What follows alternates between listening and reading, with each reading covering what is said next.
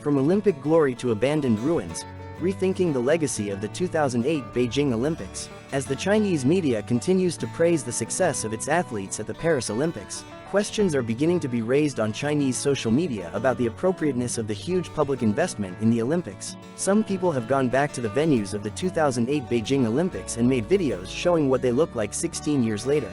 Back then, the Chinese government invested more than $40 billion in the Beijing Olympics, setting a record for the highest investment in Olympic history.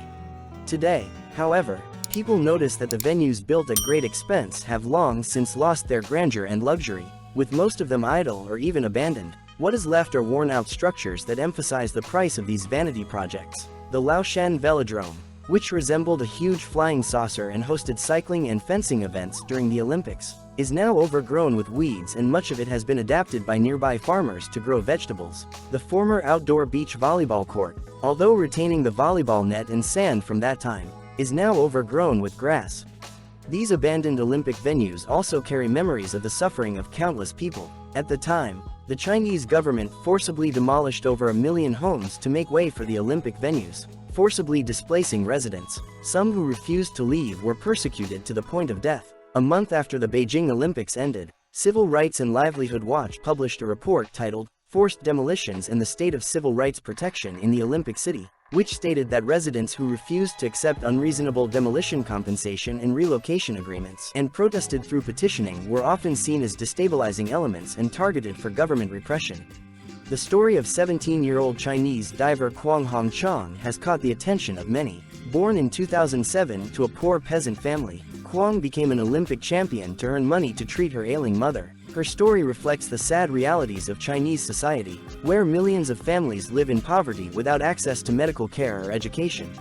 The 2008 Beijing Olympics wowed the world with their display of wealth, signaling China's booming economy. Today, however, many foreign companies are leaving China. The economy is in decline. Businesses in all sectors are struggling, and the human rights situation is still not improving. The enthusiasm that the Chinese people once had for the Olympic Games has begun to fade. The Paris 2024 Olympics cost about $10 billion, going over budget by only 25%, far less than the cost of previous games in Rio, London or Tokyo, making it the most cost-effective Olympics in decades. Many people have expressed the view that the lesson learned from the 2008 Beijing Olympics and the 2024 Paris Olympics is that a truly strong country is one where its people live well and have rights and freedom. They can no longer believe in illusions of strength created by winning gold medals or spending huge sums of money to host the Olympics, as endorsed by the CCP.